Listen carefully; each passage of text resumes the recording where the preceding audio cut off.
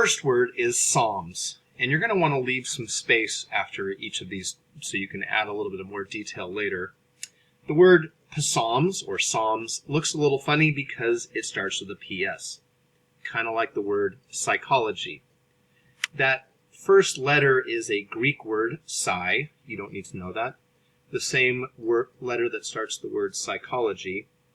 And the word Psalms, or the word Psalms, comes from the Greek word psalterion.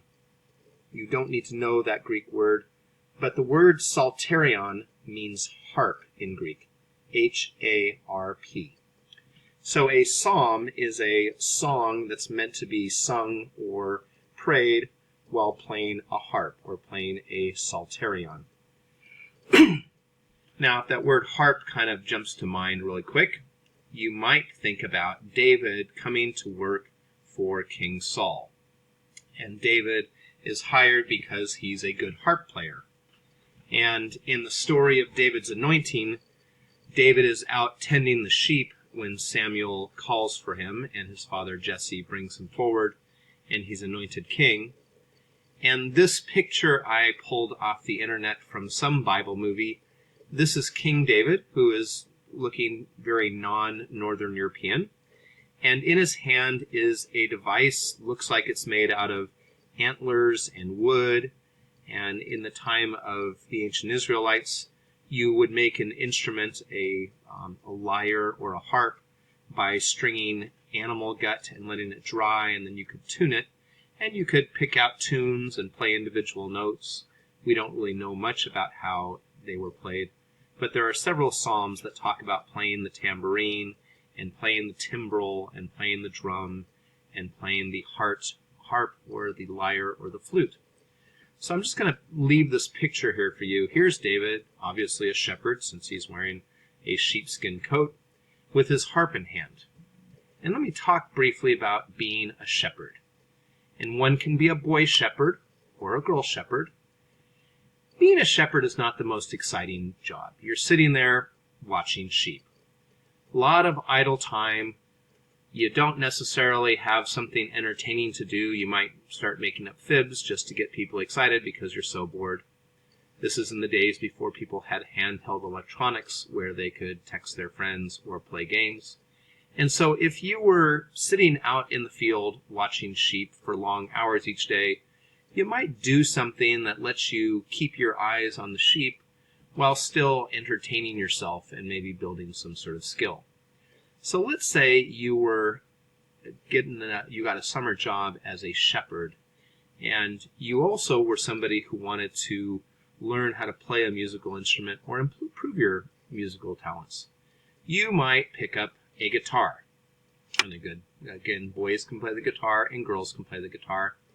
And as you sat there watching the sheep, you might pick out little tunes and you might play with things. And the many, many, many, many, many, many hours that you spend might make you a very, very good guitar player.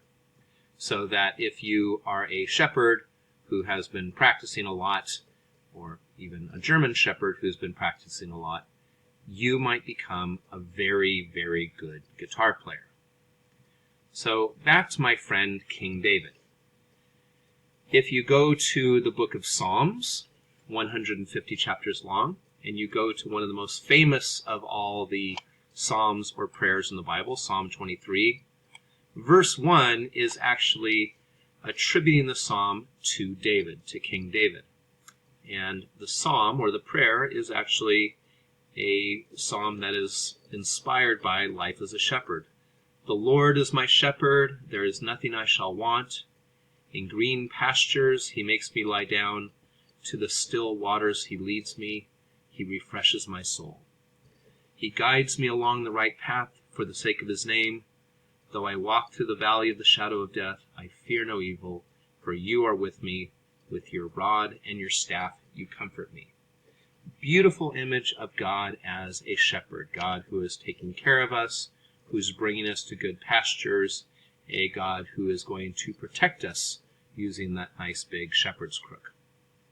And this makes sense. If King David was a young boy who spent a lot of time in the fields watching sheep, he might have sat back and played the harp.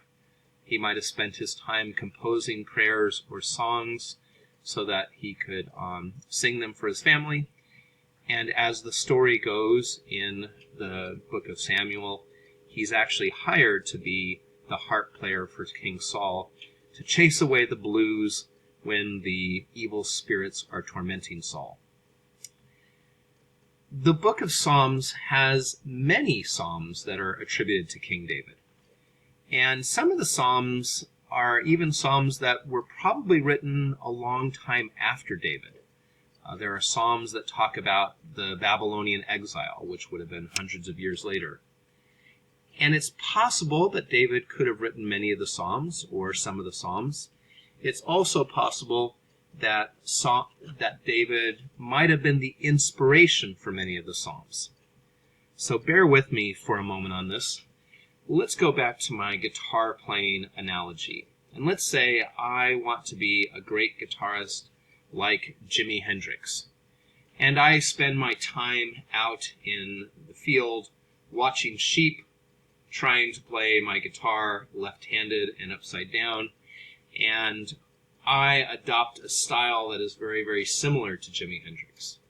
And maybe one day I compose a song and all of my friends say, "Gosh, Collins, you've got to upload that on the YouTube. People will want to listen to it." And I don't feel like it's really my song. I feel it's a song that's inspired by Jimi Hendrix. And so when I upload it to YouTube, I put a song of Jimi Hendrix because I'm too embarrassed to put my own name next to it and really want to dedicate it to Jimi. And hundreds of years later, as internet archaeologists are digging through the leftovers of our society, somebody comes across my song, and it's a song of Jimi Hendrix, and it talks about the destruction of the Twin Towers in 2001. And people are looking at it saying, well, Jimi Hendrix died, many years before the World Trade Center fell. It can't be a song of Jimi Hendrix, but here it is dedicated to Jimi Hendrix.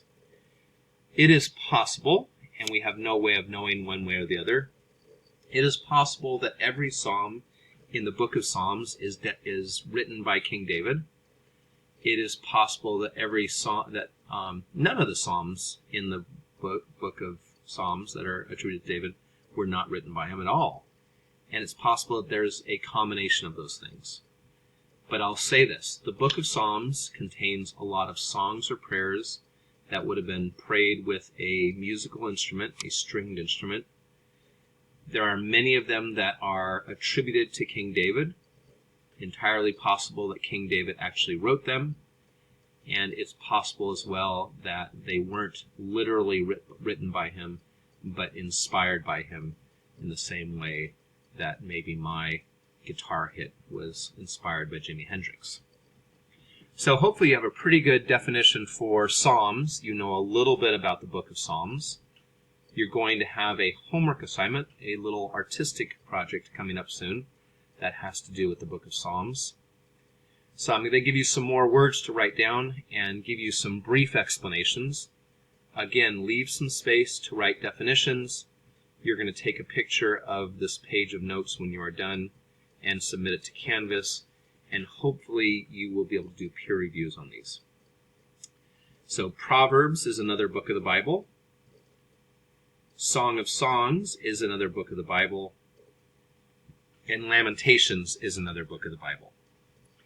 And the book of Proverbs, if you know the definition of what a proverb is a wise saying. Late to bed, early to rise, or early to bed, early to rise, makes a man healthy, wealthy, and wise.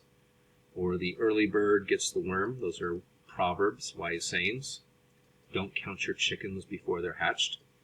The book of Proverbs is a collection of wise sayings, and it is attributed to, or again, like the book of Psalms, may be dedicated to King Solomon, who's going to be king after David. And we're going to talk about Solomon a little bit more later. The book of Song of Songs is a collection of love poetry, gooey ookie-gookie, mushy, lovey-dovey poems of love, and we'll talk about why they're in the Bible and what's going on there. The book of Song of Songs is also dedicated to or attributed to King Solomon, in the same way Proverbs is. We'll talk about why that dedication exists, or why there's an association between Solomon and Song of Songs. The book of Song of Songs is sometimes actually even called the Songs of Solomon. And then the fourth book on the list is Lamentations. And I don't know if you know the word lament, but a lamentation is a prayer of sorrow. And the book of Lamentations is a collection of prayers and poems that are filled with deep sorrow. The book of Lamentations is attributed to the prophet Jeremiah. And the book of Lamentations talks about one of the most tragic events in ancient Israel's history, the destruction of Jerusalem by the Babylonian Empire. The Babylonians burned Jerusalem to the ground. They tore down the palace. They looted the temple that Solomon had built. They burned the temple to the ground. And so the book of Lamentations is full of very, very dark and sorrowful poetry. So, quick recap. The book of Psalms is a collection of prayers that would have been played with a musical instrument, a harp. Many of the Psalms are dedicated to King David or attributed to King David. The book of Proverbs is a collection of wise sayings. It is attributed to King Solomon or dedicated to King Solomon. You will have an artistic assignment to do connected to Psalms and Proverbs. We'll talk about that in class. The book of Song of Songs is a collection of love poetry. It is attributed to or dedicated to King Solomon. And then the book of Lamentations is a collection of sorrowful prayers, a collection of sorrowful poems. And the book of Lamentations is attributed to the prophet Jeremiah, who was alive at the time that the Babylonians invaded and destroyed Jerusalem. Again, whether it was literally Jeremiah who wrote the book of Lamentations, they are associated with him and attributed to him. So, hopefully you have some good full notes on these. Take a picture of them and submit to Canvas, and rewind the video if you need to watch it again.